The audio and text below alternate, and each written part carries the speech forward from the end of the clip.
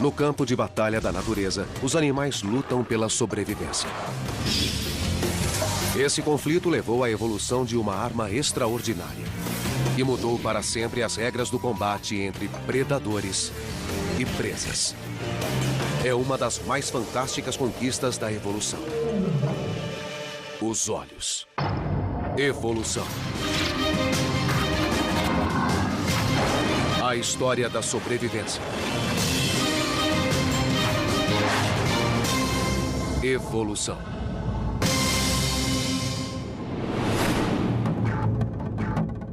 O reino animal engloba milhões de espécies.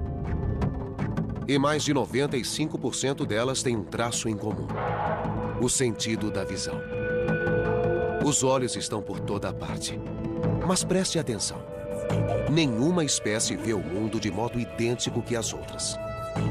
Os olhos dos animais são incrivelmente variados. Têm olhos de várias formas, de vários tamanhos, de várias configurações, porque os animais têm estilos de vida diferentes. Entre os olhos mais aguçados do reino animal estão o das aves de rapina.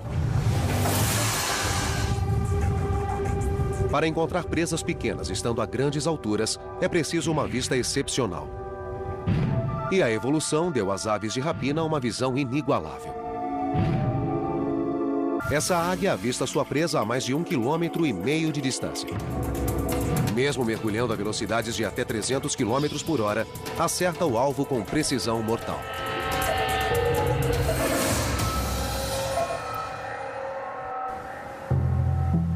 O segredo da eficiência da águia?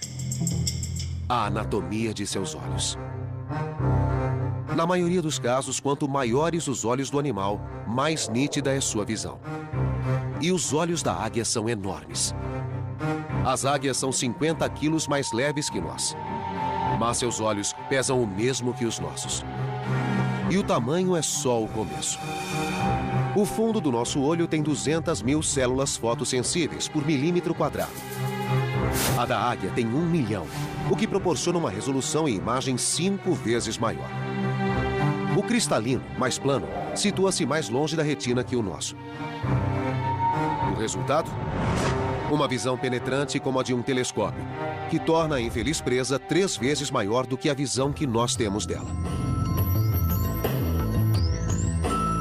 O que está por trás do surgimento de uma inovação tão notável?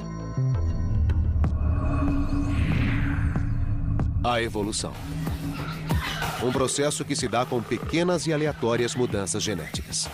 De vez em quando ocorre um erro quando o DNA é passado de uma geração a outra. E esses erros chamam-se mutações. Às vezes os erros causam problemas, outras vezes causam oportunidades.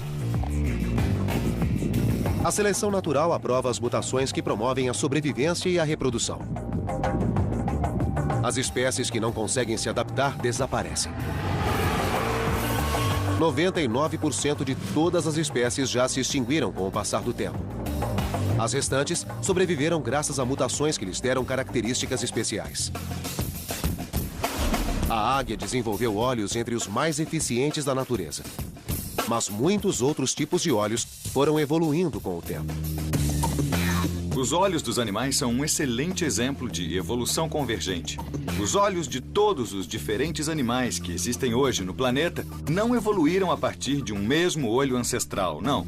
Os olhos evoluíram numerosas vezes em diferentes linhagens.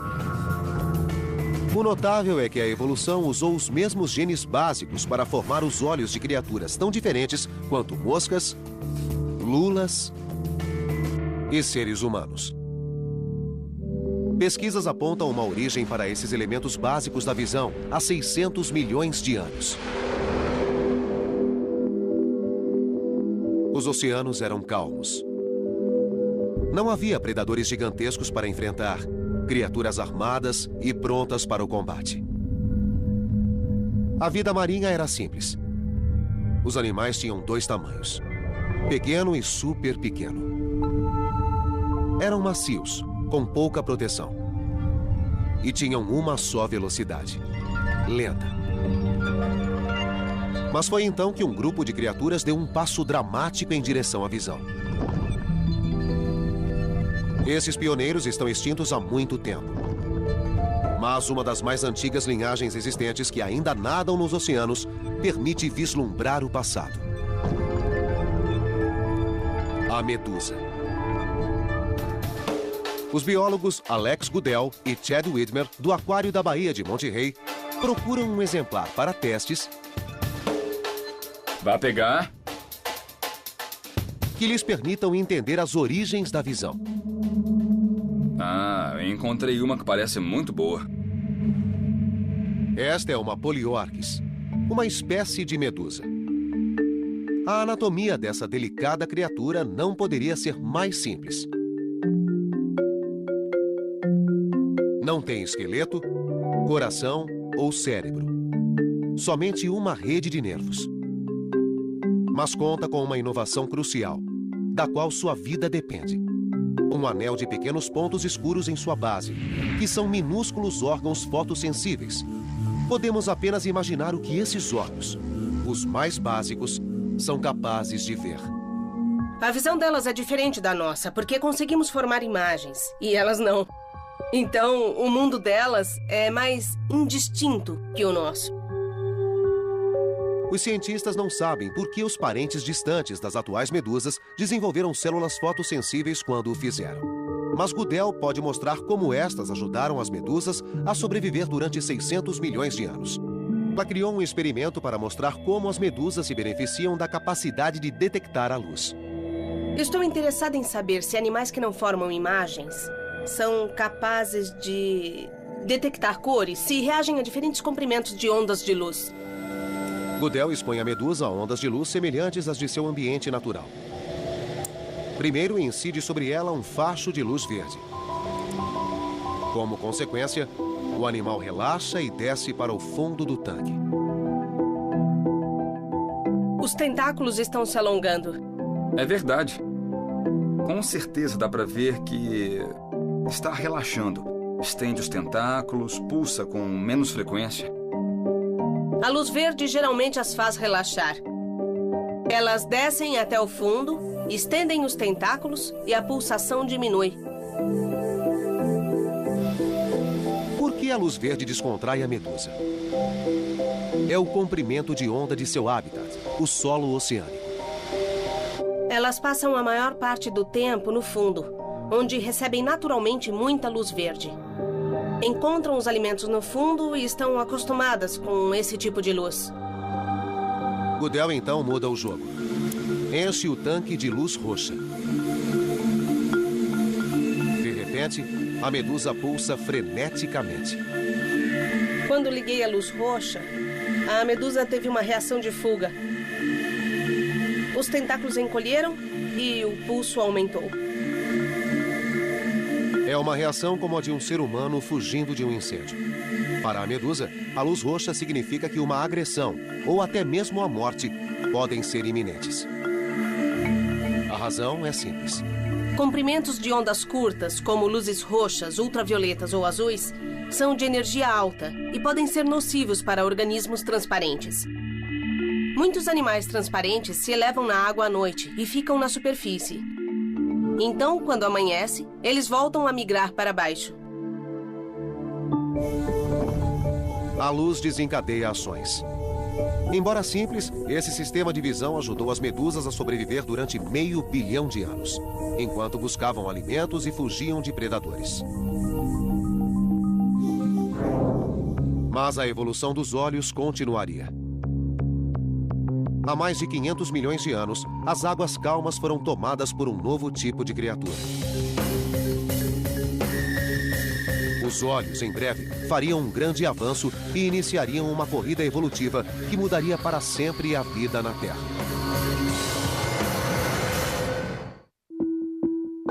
A aurora da Era Cambriana, há 544 milhões de anos. O reino animal passa por um período de transição. Os primeiros animais eram criaturas simples e passivas, vagando nas correntezas ou ancorados ao solo marítimo. Mas no curso de 50 milhões de anos, muito iria mudar.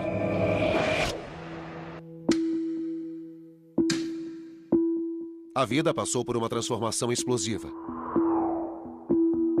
milhares de novas espécies despontaram, inclusive os ancestrais oceânicos dos dinossauros, elefantes e seres humanos. Foi o Big Bang da evolução. A explosão cambriana. Antes dessa época, havia poucos animais no planeta Terra, se é que havia. E num período de 20 a 30 milhões de anos, todos os grandes grupos de animais surgiram no registro fóssil e começaram a se diversificar. Foi um tempo de grandes mudanças evolutivas. Cientistas como Bruce Lieberman estão descobrindo pistas antigas sobre o motivo dessa explosão.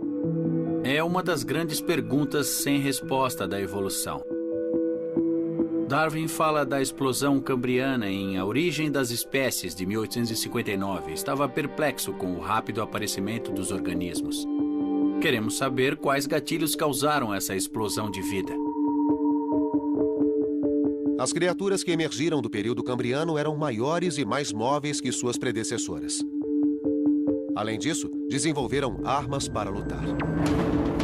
Um aspecto importante da explosão cambriana é ter sido uma corrida evolucionária. Pela primeira vez, as criaturas desenvolveram as armas naturais com que ainda lutam hoje. Mandíbulas, garras, armaduras e a mais crucial de todas. Os olhos surgiram. São óbvios, existem, e não há evidências de olhos complexos antes da explosão cambriana. Foi o primeiro tipo de olho a surgir no registro fóssil. Olhos compostos. Invenção de um grupo de artrópodes chamado trilobitas. Os artrópodes são animais de membros articulados que hoje incluem os crustáceos, insetos, aranhas, etc. O tipo de olho desses artrópodes é o olho composto. De perto, é claro que esses olhos não se parecem com os nossos. Veja essas duas estruturas redondas na cabeça. Quando examinamos em detalhes, vemos pequenos corpos circulares numa série de fileiras. Cada uma tem muitos desses círculos e vemos que se trata de olhos com muitas lentes. Os olhos dos trilobitas foram um dos primeiros resultados da corrida armamentista no mundo animal. Coincidência? Ou a evolução de olhos mais eficientes teria sido a fagulha que causou a explosão cambriana? A visão é o que permite que haja presas e predadores. Se não fosse o desenvolvimento dos olhos, teríamos as centelhas da explosão cambriana, mas não todo o Big Bang. Como os trilobitas produziram um olho tão complexo? Eles lançaram mão dos materiais disponíveis. Seus olhos são feitos de pedra. Esta pedra é calcita, e é a mesma pedra ou mineral que compõe o olho dos trilobitas. A pele dos trilobitas secretava esse mineral para formar suas carapaças e olhos rígidos. É disso que o esqueleto é feito. Tiveram de desenvolver o olho com essa substância. Temos um bom registro de como eram os olhos deles. Sem a calcita, os trilobitas seriam não só nus, como cegos. Esses olhos de cristal representaram um grande avanço em relação às células fotossensíveis. E deram aos trilobitas uma enorme vantagem em termos de sobrevivência. Os olhos que existiam antes da explosão cambriana estavam longe de ser tão complexos como o tipo de olho dos trilobitas. O olho composto permitiu que perseguissem melhor as presas ou encontrassem carcaças para comer. Verdadeiros visionários, os trilobitas diversificaram e sobreviveram por quase 300 milhões de anos. Até que uma extinção em massa varreu o último dessa espécie. Mas outros artrópodes sobreviveram. E um grupo levou o olho composto a um outro patamar. Os insetos. A forma de vida animal mais abundante no planeta são os insetos. Há literalmente mais de 1 milhão de espécies de insetos. Todos têm o complexo olho composto. Os primeiros insetos evoluíram há cerca de 400 milhões de anos. Embora os insetos e os trilobitas tenham um ancestral comum, não são seus descendentes diretos. Segundo estudos, eles desenvolveram os olhos compostos independentemente, mas a partir do mesmo modelo genético.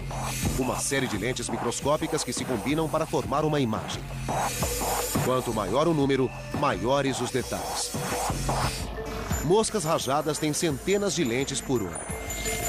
As abelhas têm incríveis 7.000 lentes. Mas a evolução levou um inseto a desenvolver um olho composto de espantosa complexidade. A libélula. Surpreendentemente, cada olho tem 29.000 lentes, tornando-o um fabuloso detector de movimento. Quando persegue uma presa veloz, chega a atingir 60 km por hora. Os olhos não focalizam bem, mas sua velocidade de processamento é extraordinária, distinguindo imagens 5 vezes mais rapidamente que os nossos. O resultado são reflexos relâmpago, ideais para sincronizar ataques e evitar colisões em alta velocidade.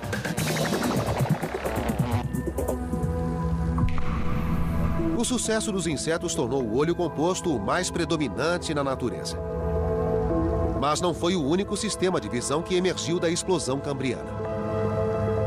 Outro grupo de animais se desenvolveu e lançou seu próprio protótipo de olho avançado: os vertebrados. Os olhos dos insetos e os olhos dos vertebrados representam exemplos diferentes da origem dos olhos. Eles partiram de diferentes ancestrais, mas chegaram ao mesmo fim. Os olhos dos vertebrados começou como um simples detector de luz. Com o tempo, evoluíram e se tornaram o sistema de mira dos maiores predadores da história.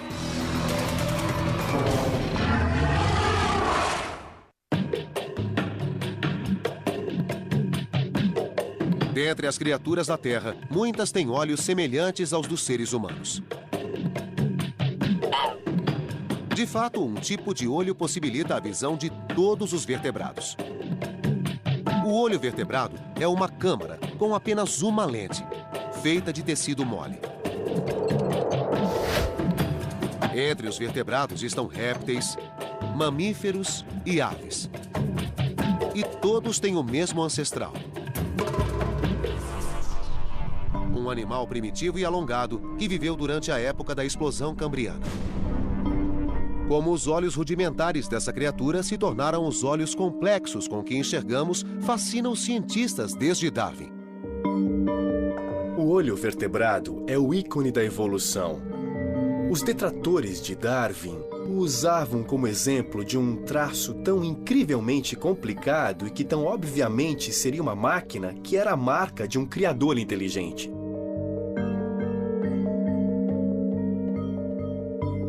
A famosa resposta de Darwin foi passar por uma série de etapas evolutivas e mostrar que se pode começar com células fotossensíveis na superfície da pele. E a partir daí, criar um olho numa região rebaixada. Ou colocar as células fotossensíveis nessa região, criando o primeiro senso de direção. E a partir daí, pode-se criar outros tipos de partes oculares para focalizar. E assim ele mostrou que era plausível que uma série de etapas tivesse levado ao complexo olho-câmera. Esse novo olho predominou entre as criaturas marinhas, fornecendo uma arma avançada na batalha entre predadores e presas. Os genes formadores de olhos foram passados para todos os ramos da árvore dos vertebrados, do primeiro peixe aos tubarões. E para os habitantes de águas rasas, que passariam a visar um mundo inexplorado. A Terra. Uma nova arena que um grupo de predadores viria a dominar. Essas criaturas, os dinossauros carnívoros, surgiram há 230 milhões de anos. Durante os 160 milhões de anos seguintes, governariam o reino animal, enchendo o registro fóssil com os ossos de suas presas vencidas. O que tornou os dinossauros carnívoros predadores tão eficientes? Seu tamanho? Sua velocidade? Sua série de armas mortais? Tais traços são comuns a qualquer mega predador. mas são inúteis sem outra técnica vital: a capacidade de mirar presas. Os dinossauros carnívoros certamente tinham os maiores olhos da história. Mas como sua visão os ajudou a se tornar predadores tão extraordinários? A missão do paleontólogo Kent Stevens é responder essa pergunta.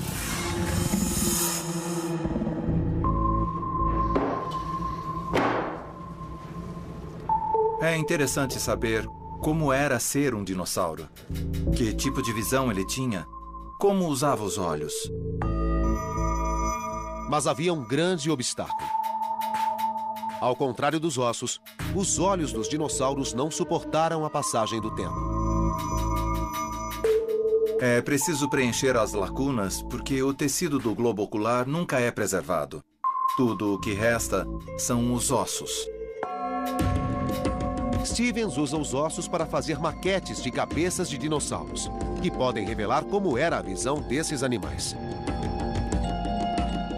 Encontrei um meio de compreender como era que o dinossauro olhava o mundo a partir da minha visão do animal. Stevens criou um modo novo de simular a visão dos dinossauros usando lasers. O raio ilumina o olho, permitindo a Stevens traçar sua linha de visão. Quando o olho iluminado é obscurecido pela testa ou focinho do animal, Stevens chega ao limite do que o olho podia ver. Decidi traçar as linhas de visão sobre um vidro entre mim e o animal, sendo que, se eu não pudesse vê-lo, ele não poderia me ver. Mapeando as linhas de visão dos dois olhos, Stevens calculou o grau de sobreposição. Tenho esses pontos e, quando os conecto, isto representa a região que ambos os olhos podem ver. A área em que os pontos se sobrepõem é conhecida como campo binocular de visão. Que vantagem a visão binocular oferece? A visão binocular, ou seja, ver algo com os dois olhos, é ótimo para avaliar profundidade. Se você tem dois olhos e pode focalizá-los simultaneamente no objeto à sua frente, seu cérebro pode determinar exatamente a distância desse objeto. Como isso ajudaria um predador? Imagine um dinossauro grande, com olhos voltados para fora, resultando em dois campos de visão que não se sobrepõem. Isso dificulta que o animal destaque um objeto de seu pano de fundo e avalie a distância até ele. Mas se os olhos se voltassem para frente, seus campos coincidiriam, possibilitando alguma visão binocular. De repente, o mundo se torna tridimensional e medir a distância até um alvo deixa de ser um problema. Stevens sabia que, se pudesse entender a visão binocular dos dinossauros carnívoros, poderia determinar como caçavam as presas. Escolheu estudar o membro mais célebre do grupo, o Tiranossauro Rex. Com caninos de 33 centímetros, esse monstro de 6 toneladas estava armado até os dentes. Mas ele tinha um sistema de visão compatível com sua força? Ele tinha 55 graus, que é uma visão binocular considerável, como a dos falcões. Stevens concluiu que esse sistema de visão permitia que o Tiranossauro Rex localizasse sua presa à distância e a perseguisse. Isso certamente foi uma vantagem seletiva para um predador.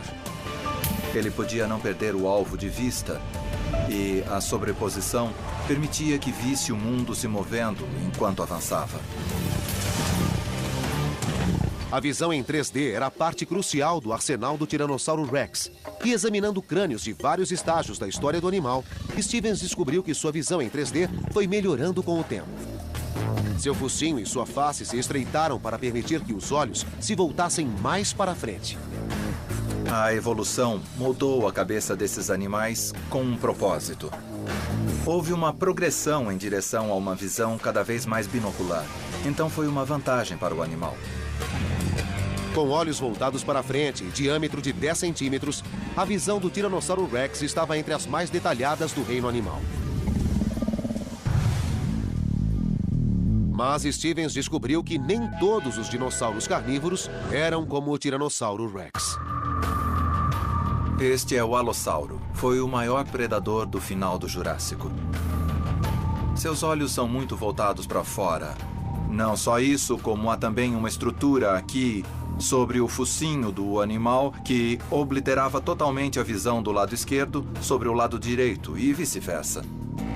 Então este animal tinha anti-olhos que lhe impediam ter um campo de visão muito amplo. O alossauro tinha 20 graus de visão binocular. Como um dinossauro com uma visão tão limitada foi uma fera do Jurássico? Será que a visão menos binocular obrigou o alossauro a sofisticar seu método de caça? Predadores modernos que têm pouca sobreposição entre os olhos são predadores de emboscada, como o crocodilo moderno.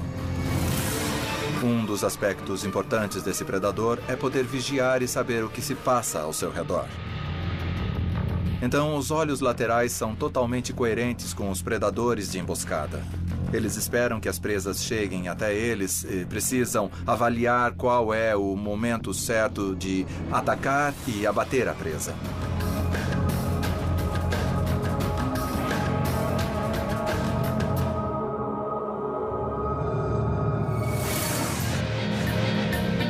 Os dinossauros revelam que a mesma estratégia evoluiu continuamente na visão dos predadores. No caso das presas, a estratégia é oposta. A visão delas evoluiu de modo a ajudá-las a escapar dos predadores. Enquanto os caçadores desenvolviam olhos cada vez mais próximos para mirar as presas, os olhos destas se afastavam cada vez mais. Hoje, os coelhos levam essa estratégia ao extremo, com visão de 360 graus. Os olhos dos coelhos situam-se nas laterais superiores do crânio. Sua visão não é tridimensional, mas lhes permite ver ameaças em qualquer ângulo. Os coelhos, tal como os humanos, são mamíferos. E quando os dinossauros ainda dominavam a Terra, aos nossos ancestrais mamíferos não bastava ficar de olhos abertos. Para sobreviver, precisaram desenvolver uma nova visão, que lhes permitisse coexistir com criaturas que ameaçavam sua existência.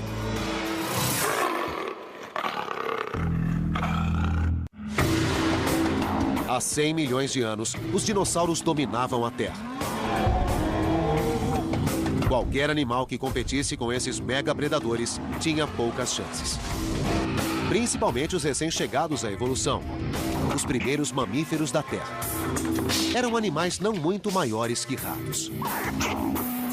Na época dos dinossauros, havia também mamíferos, mas eles eram muito pequenos, caberiam na palma da mão e só queriam ficar fora do caminho dos dinossauros. Para os mamíferos, a opção era correr ou ser esmagado. Essas pequenas criaturas se adaptaram a um nicho ainda não explorado: a noite. E desenvolveram um sistema de visão próprio para a escuridão: a visão noturna. Um triunfo da evolução óptica e um traço essencial para a sobrevivência de muitos mamíferos hoje. Muitos mamíferos modernos enxergam bem no escuro e muitos deles são noturnos. E, em alguns casos, isso deve ser um vestígio da herança evolutiva de mamíferos pequenos que se escondiam dos dinossauros e saíam à noite para se alimentar. Que mudanças a evolução impôs aos olhos dos animais noturnos?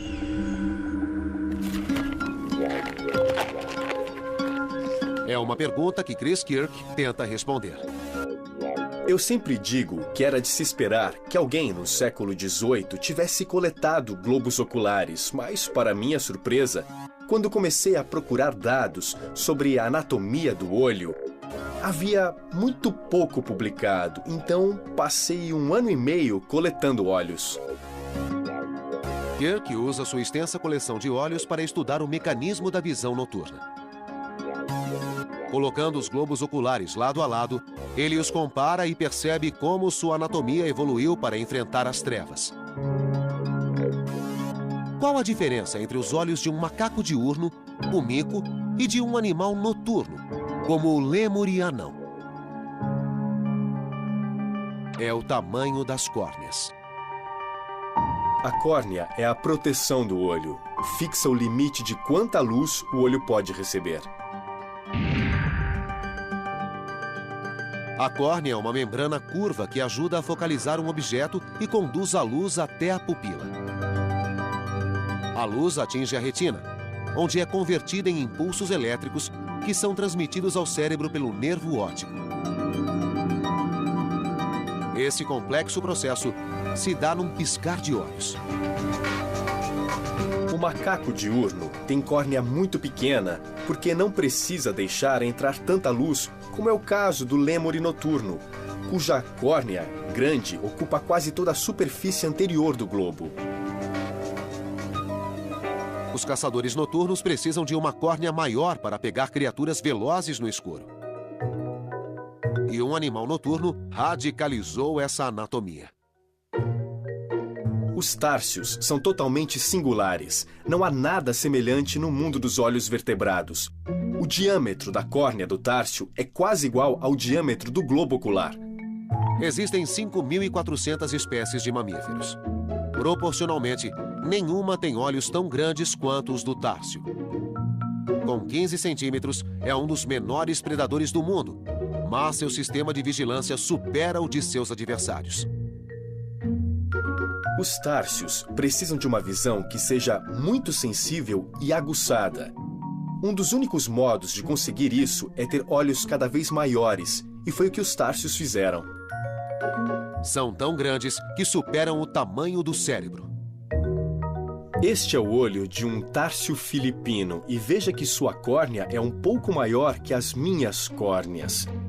Mais incrível ainda é que a cabeça do társio é só deste tamanho. Os olhos do társio são tão grandes que precisam de apoio extra para não cair. O globo ocular ultrapassa os limites da órbita e tem fortes tecidos conectivos nas pálpebras para manter o globo no lugar. A criatura compensa os olhos imóveis com um pescoço que gira a mais de 180 graus. As adaptações visuais do társio mostram a que extremos chega a evolução. Muitos animais, como os grandes felinos, encontraram outro modo de aumentar a visão noturna. Presentes em fábulas e contos de fadas, olhos que brilham no escuro assustam crianças há séculos. Mas o que é um pesadelo para alguns, para outros é uma dádiva da evolução. Eles nos enxergam muito bem, muito melhor do que nós os vemos. Com certeza. Se um deles nos perseguisse, nem notaríamos sua presença. Mesmo sem luz, eles sabem quando e quem está vindo. A função dos olhos brilhantes vai além de assustar. Essa adaptação tornou os felinos excepcionais caçadores noturnos. Esses animais são muito ativos à noite e nós podemos ouvir os barulhos que fazem, em especial o leão, que começa a rugir a essa hora. Oi, Kiki. E com o brilho dos olhos, não só eles enxergam a presa melhor, como assustam mais qualquer outro predador. A fonte do brilho está oculta na anatomia dos olhos felinos. Espere. Ao dissecar cuidadosamente, Kirk revela seu funcionamento interno. Primeiro, a retina. Depois, o tecido fotossensível que reveste o fundo do olho, uma região chamada tapetum lucidum. Tapetum lucidum quer dizer tapete brilhante em latim. É o tapete brilhante no fundo do olho atrás da retina. E como esse mecanismo funciona? No olho humano, há um pigmento preto atrás da retina que absorve a luz para que não se disperse. Mas em espécies com o tapetum, a luz que não é absorvida pela retina repercute no tapetum, o espelho atrás da retina, e tem uma segunda chance de ser absorvida. Portanto, existem duas chances de absorver cada fóton de luz que o olho captura. Ao repercutir, parte da luz é refletida para fora, causando o efeito brilhante. Para os felinos, esse mecanismo traz benefícios extraordinários. 1/6 da luz de que os humanos precisam lhes basta para suas atividades noturnas. Acho que o tapetum é uma adaptação maravilhosa. Foi uma solução muito elegante para um problema biológico muito objetivo. E colocar um espelho atrás da retina para aumentar a sensibilidade é muito simples. Os felinos não foram os únicos mamíferos a desenvolver soluções engenhosas para enxergar à noite. Outras espécies chegariam ao mesmo resultado, de modo totalmente independente. Acho que o mais interessante a respeito da evolução do Tapetum lucidum é que foi uma solução tão boa para o problema de aumentar a sensibilidade que muitos grupos de mamíferos chegaram à mesma solução independentemente. E quanto a nós? Mesmo sendo mamíferos, não enxergamos bem à noite. Isso porque há 30 milhões de anos, nossos ancestrais trocaram a noite pelo dia. Quando esses primatas se mudaram para um novo nicho, desenvolveram olhos capazes de ver o mundo como nunca antes. O olho humano é capaz de decifrar 2,3 milhões de cores com velocidade e precisão que fazem um computador parecer lento. Nossa visão de cores é superior à de muitos outros mamíferos, que precisam sobreviver com bem menos. Para os cães, o mundo é virtualmente destituído de cores. Apenas um pequeno número de espécies, incluindo nossos parentes primatas, são capazes de ver uma gama completa de amarelos, azuis, verdes e, mais importante, vermelhos. Mas os primeiros primatas não possuíam essa exímia visão de cores. Sua evolução se deu na esteira de uma extinção em massa. 66 milhões de anos atrás, um asteroide gigantesco causou a extinção dos dinossauros não aviários e abriu caminho para o surgimento dos mamíferos. Depois do fim dos dinossauros, os mamíferos se espalharam. De repente começaram a se diversificar. E um grupo de mamíferos, os primatas, foram direto para as árvores. Quando foram para o alto das florestas, os primatas se tornaram uma nova espécie. Uma das linhagens passou a ser diurna. Os ancestrais dos atuais macacos e humanos. E seus olhos passaram por uma nova adaptação inexistente nas espécies anteriores. A expansão da visão das cores. Uma gama padrão de cores, que consistia de azuis e verdes, passaram a incluir vermelhos. Por que os primatas precisavam ver o vermelho nesse novo mundo? Os biólogos buscam pistas nos primatas de hoje. O macaco guariba é um animal singular que pode nos ajudar a entender nosso próprio passado evolucionário. O biólogo Nate Domini passou a carreira pesquisando primatas para entender nossa própria evolução. Eles são quase como uma máquina do tempo para saber como o macaco ancestral na África e na Ásia teria sido. Nós podemos obter pistas de como era sua dieta, seu comportamento, sua anatomia. E esse animal ancestral foi quem deu origem a todos os macacos posteriores e depois aos humanos. Domini queria saber por que a seleção natural favoreceu uma melhor visão de cores em nossos ancestrais. O que eles ganharam conseguindo ver a cor vermelha? Domini passou um ano estudando primatas em seus hábitats naturais. Minha pesquisa de doutorado incluiu ir para a África estudar macacos com diferentes dietas e chimpanzés para saber se havia algum alimento comum ao qual todos eles recorreram e que podia explicar por que esses macacos tinham uma visão de cores muito semelhante.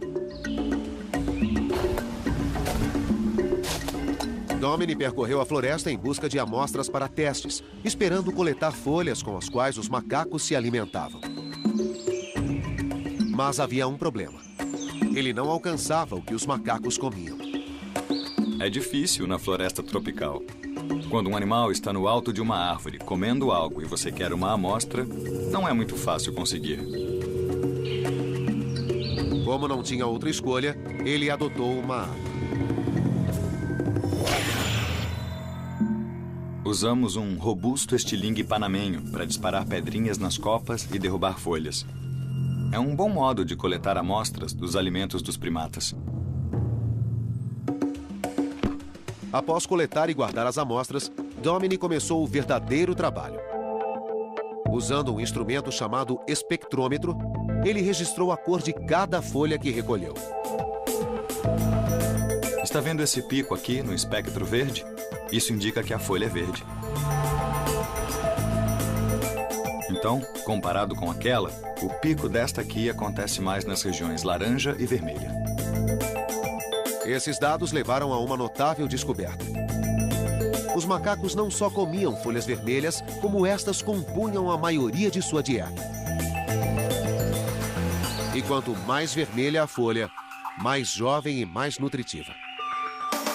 As folhas velhas e maduras são verdes, duras, cheias de toxinas. São folhas que é melhor evitar. Então, os primatas em geral procuram sempre as folhas que são mais jovens. E se essas folhas jovens também tiverem uma cor que as distingua das folhas maduras, então é vantajoso desenvolver um mecanismo que detecte as folhas mais jovens. Para os primatas, o vermelho não era apenas mais uma cor. Era uma baliza. Um meio de orientação que lhes permitia localizar o melhor alimento à distância. Quando vê folhas vermelhas no alto das árvores, ele sabe que são jovens. E assim, pode poupar energia e tempo e ir diretamente até essas folhas, em vez de procurar aleatoriamente pelo ambiente. Uma melhor visão das cores. Uma estratégia evolutiva que os cientistas descobriram ser apenas uma entre muitas. Os primatas logo se beneficiariam de outra adaptação crucial: a visão binocular. É um traço que os predadores já haviam desenvolvido. Mas, para os primatas, serviria a um novo propósito. Os primatas têm olhos na frente da cabeça, mas não são predadores. A vantagem de ter dois olhos voltados para a mesma direção é a percepção de profundidade. Para pular de uma árvore para outra árvore, é bom ter uma boa noção de profundidade. Com o tempo, os primatas desenvolveram um campo binocular de visão de 60 graus, como o das aves de rapina. Esse salto evolucionário permitiu que os primatas explorassem a coordenação mão-olho. Mas a maior visão binocular teve um preço. Ao contrário dos coelhos, os primatas passaram a ter um campo de visão limitado. A maioria dos animais tem olhos nas laterais da cabeça. Ou seja, os olhos estão no lado da cabeça, o que lhes fornece uma visão panorâmica e é muito útil para detectar predadores que podem chegar por trás. Então, acaba sendo prejudicial ter os olhos na frente, mas a vantagem é a maior noção de profundidade, a maior acuidade visual. Quando os primatas abandonaram o sistema de visão que os protegia, as aves de rapina logo aproveitaram. Mergulhando do céu e colhendo primatas das copas das árvores, essas aves eram uma ameaça considerável. Segundo as evidências encontradas em fósseis, as aves de rapina exercem algum tipo de pressão seletiva sobre os primatas, desde que existem primatas e aves de rapina. Os primatas eram um alvo fácil para os predadores alados. Ameaçados, eles desenvolveram um novo tipo de comportamento: viver em sociedade. Quando desenvolveram olhos na frente da cabeça, esses animais tiveram de viver com outros animais para aumentar a probabilidade de detectar um predador. Viver em grupo foi a resposta que os primatas deram aos predadores. Permitiu-lhes manter o alto grau de visão binocular sem sacrificar a segurança.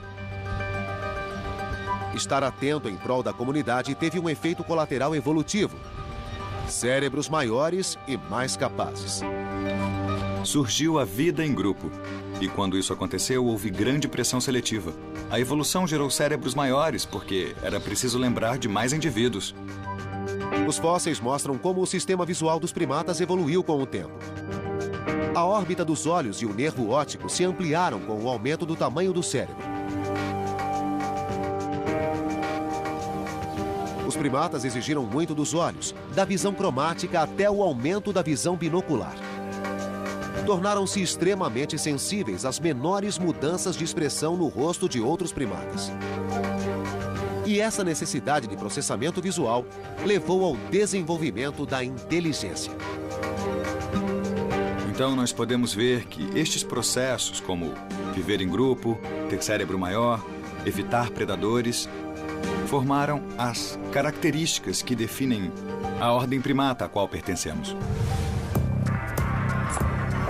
Um órgão complexo e misterioso, que move a evolução há mais de 500 milhões de anos e estimula uma eterna competição entre predadores e presas.